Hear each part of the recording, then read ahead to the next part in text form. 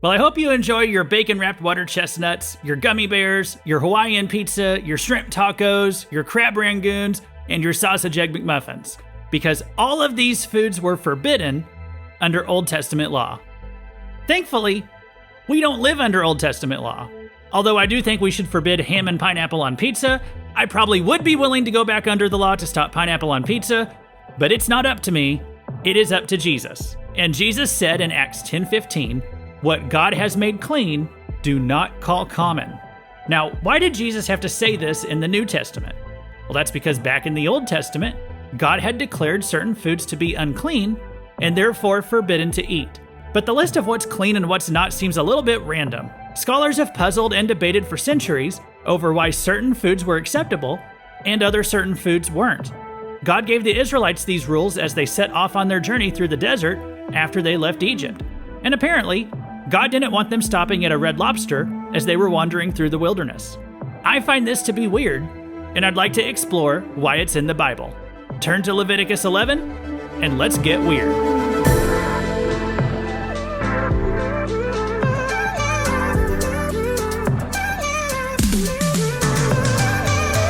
Welcome to Weird Stuff in the Bible, where we explore scripture passages that are bizarre, perplexing, or just plain weird. This is Luke Taylor, and today we're going to be talking about why certain foods were deemed clean and unclean in the Old Testament law, and we're going to be looking at Leviticus 11 today. Now, I have never preached a sermon, taught a Sunday school, or created a podcast about Leviticus 11 before, and you've probably never heard one. And so that actually makes this a little special that we're going to spend the next 25 minutes or so talking about what this specific chapter actually says, because it is one of those puzzling things as to why certain foods were banned. And I want to bring some theories and some context to the table that might help us to understand why God didn't let the Israelites have bacon.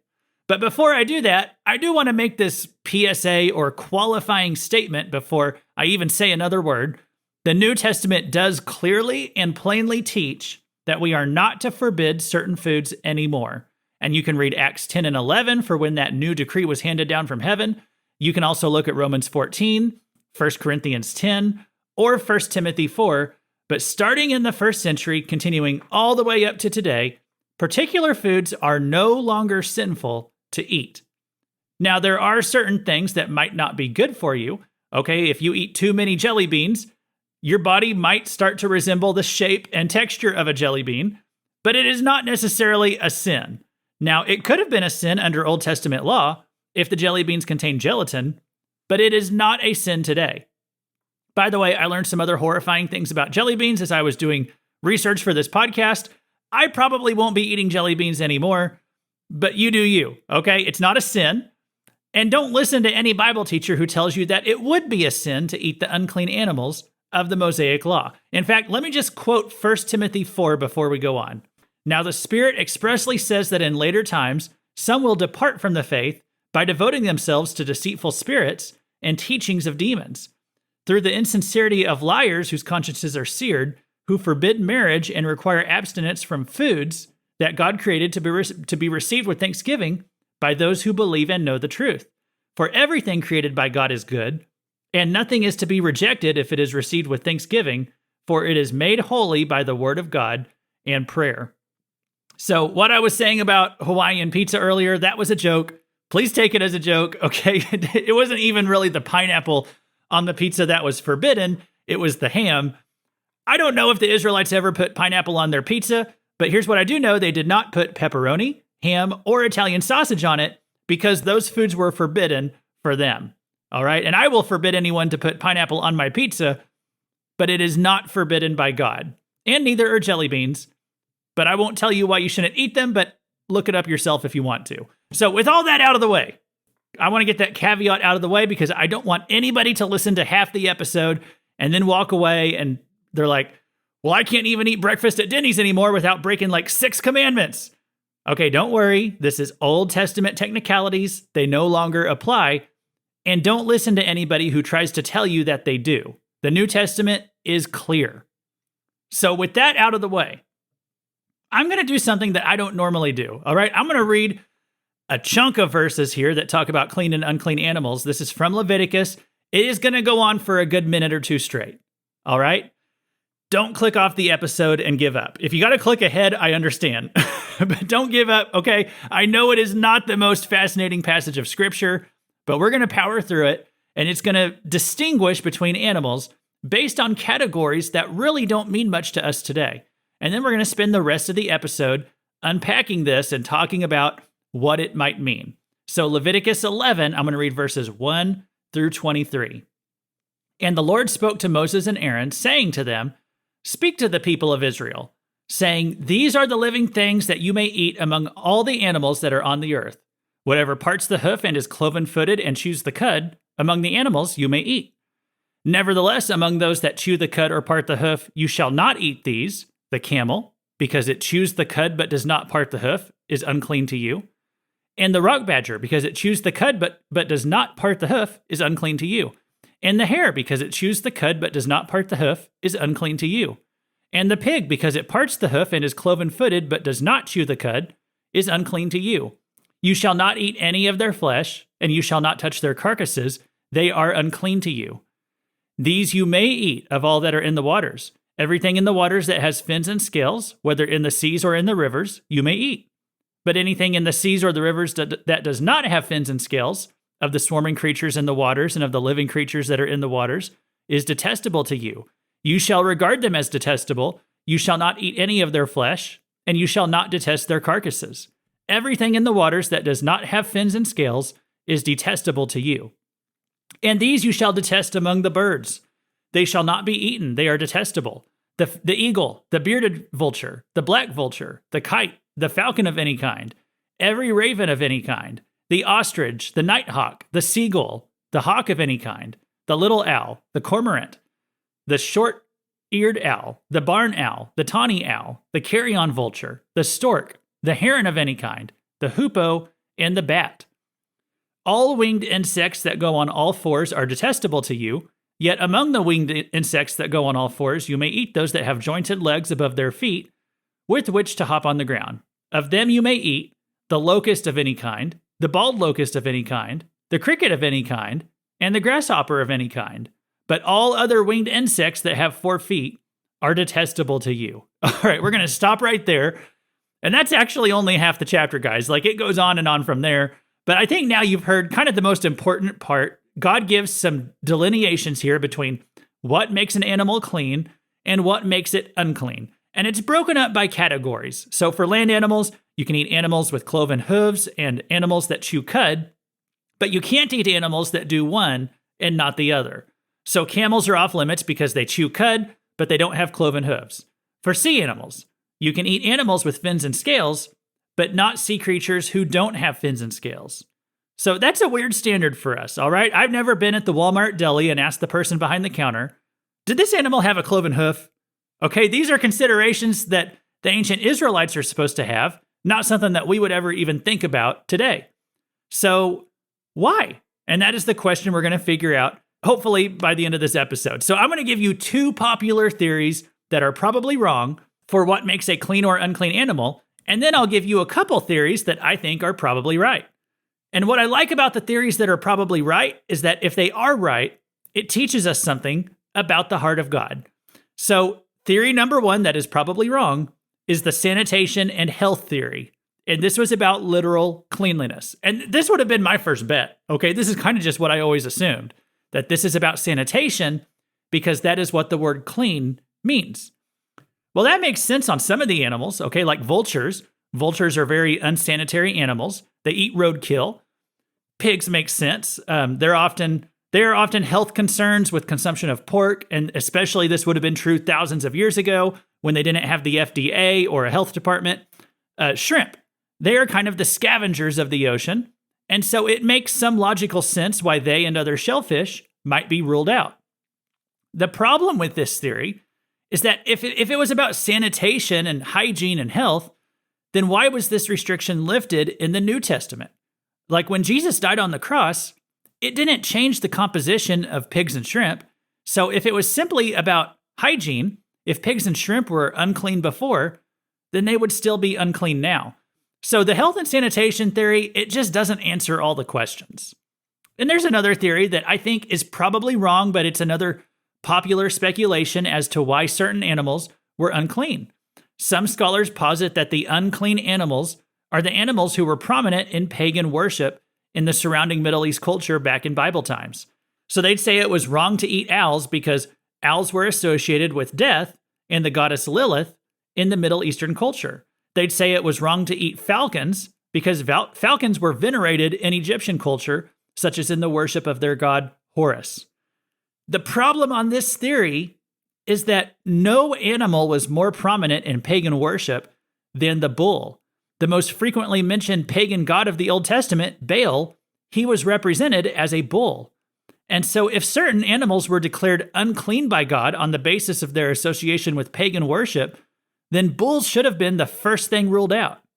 And yet, they are creatures who part the hoof and chew the cud, and so they are considered clean under Mosaic law. And so that's probably right there why we could rule out the religious theory of clean and unclean animals. So now for a theory that I think has more legs. And this is what I call the mixture theory. And I've also heard it called the creation theory, but I'm going to call it the mixture theory, and here is why. When God created the world, he gave some very specific categories in Genesis 1, verse 28. He talked about the fish of the sea and the birds of the heavens and every living thing that moves on the earth. So that's 3 categories right there: swimming creatures, flying creatures, and land creatures.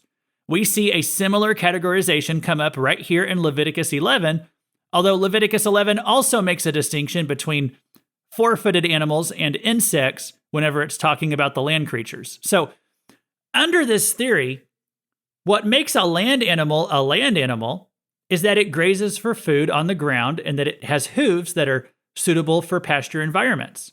What makes a sea creature is that it has fins and scales, and so on and so forth. So there are some creatures out there in the world, they live in a certain domain, but they don't really check all the boxes for their domain.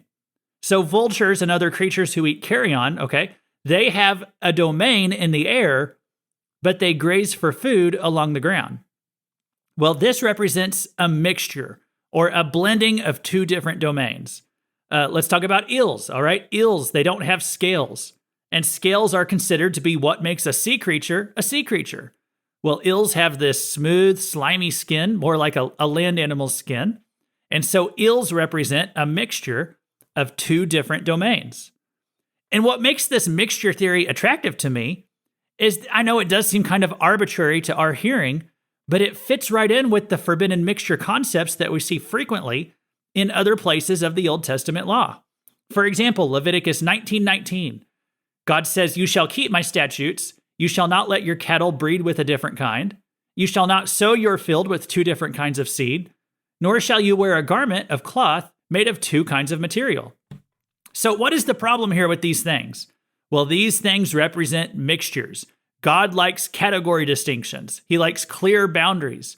And God does not like us to transgress certain boundaries. He wants clear categories. It's the same reason he says in Deuteronomy 22:5, "A woman shall not wear a man's garment, nor shall a man put on a woman's cloak, for whoever does these things is an abomination to the Lord your God." So he says men are supposed to dress and look one way, and women another way.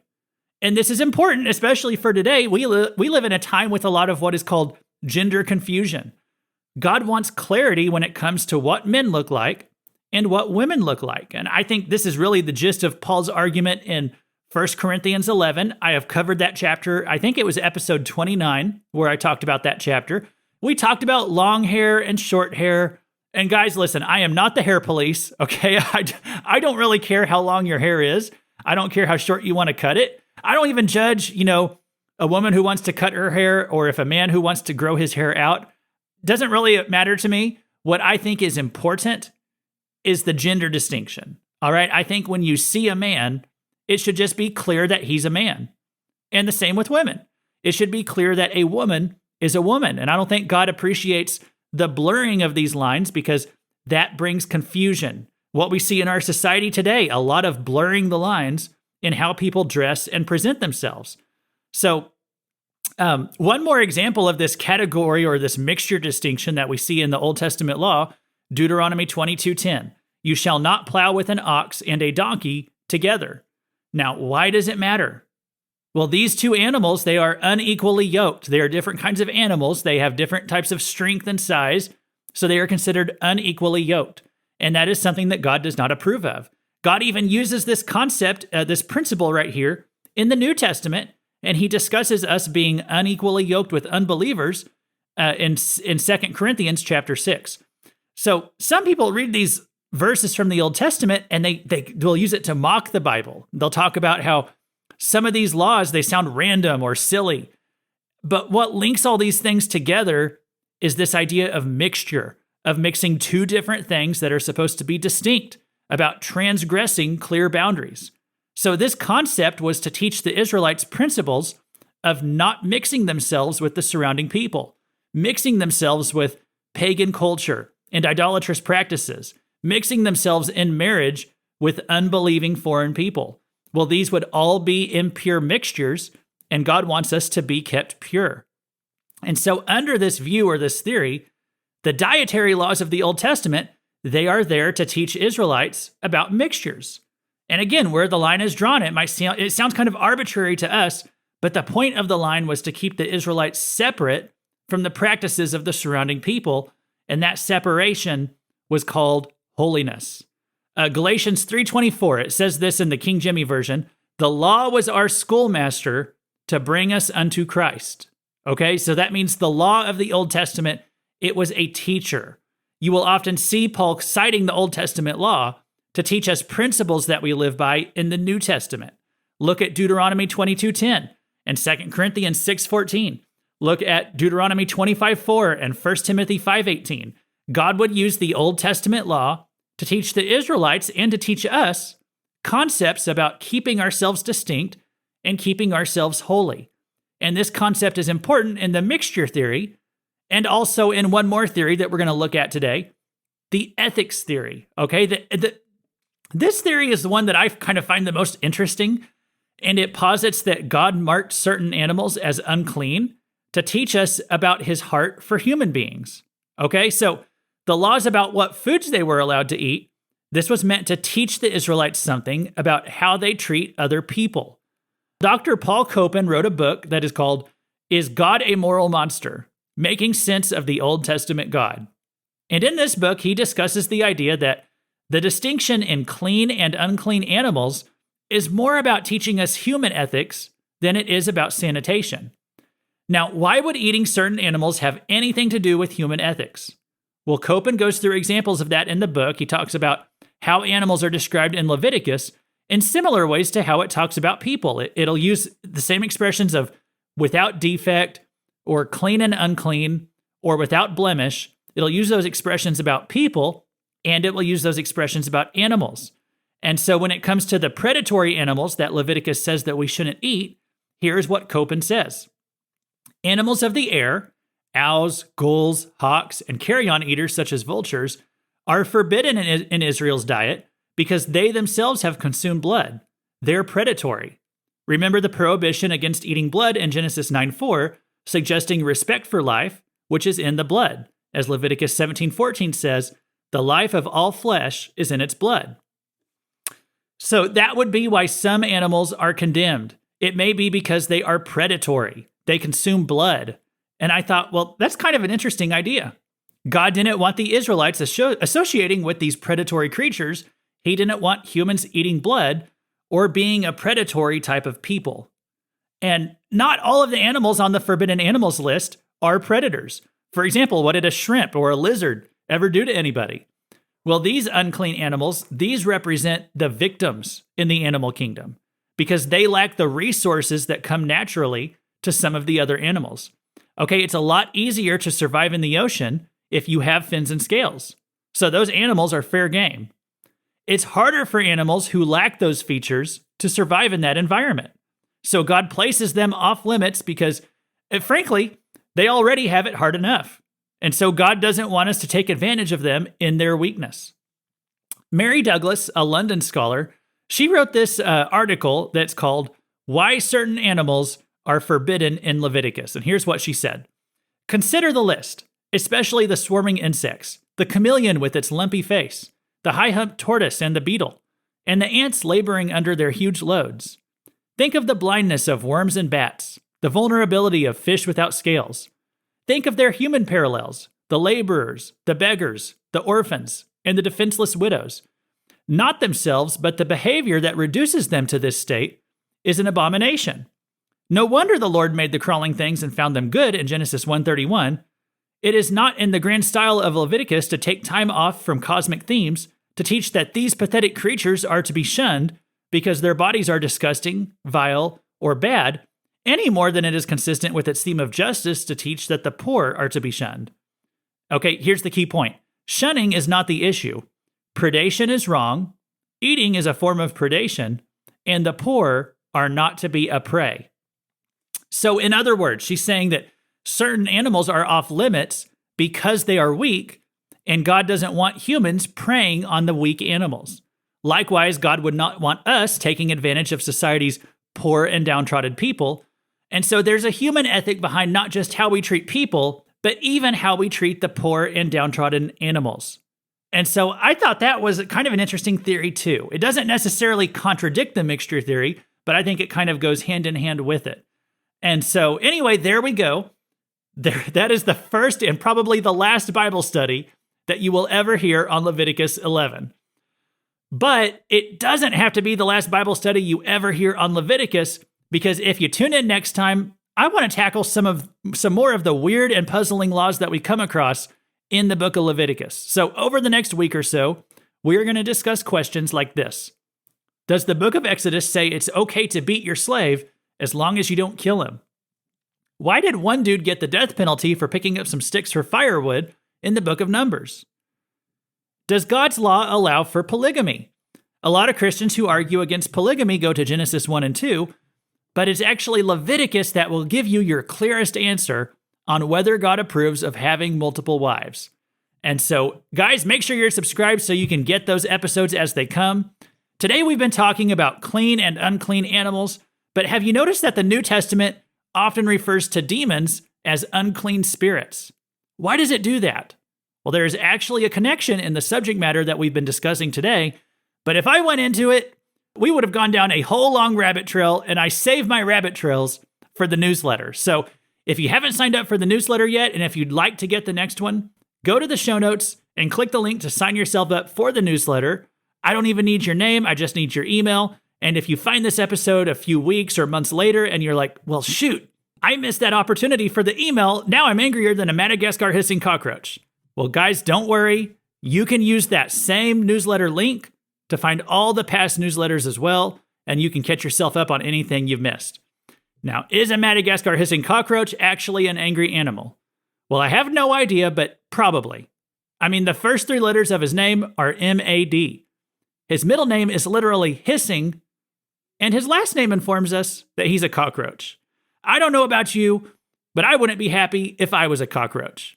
And by the way, cockroaches are unclean animals under Levitical law. Now, Levitical law doesn't necessarily have to guide our food choices today, but I think I'll still avoid cockroaches. Personally, I don't want to eat any insects, and you probably don't want to either. So here's your reminder, research where you get your jelly beans.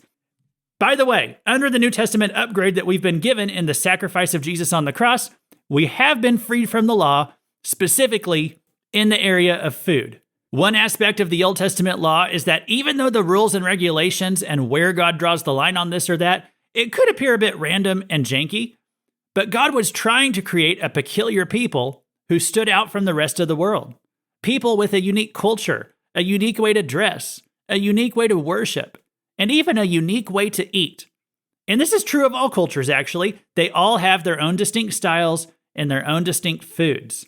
But in the New Testament, God removed a lot of these cultural barriers from his people because now his people were not to be confined to one specific nation anymore. God was giving access to himself to all people, all places of the world. You don't have to be part of a specific nation or a culture or the dietary customs of Israel anymore to be a follower of God. Now, sadly, many modern Jewish people who still live under Old Testament dietary restrictions, they don't get to enjoy a lot of the foods that God has intended for all men to eat freely today. So if you meet a Jewish unbeliever, give them the gospel, and then give them a bologna sandwich, and show them what they've been missing. And if eating a bacon-wrapped, shrimp-stuffed, sausage-topped, ham-glazed lobster roll sounds weird, then I hope you'll be a little more weird today too. But I also hope that your cholesterol is not too high before you try it. Thanks for listening. God bless you for sticking around till the end. And we'll see you next time on Weird Stuff in the Bible.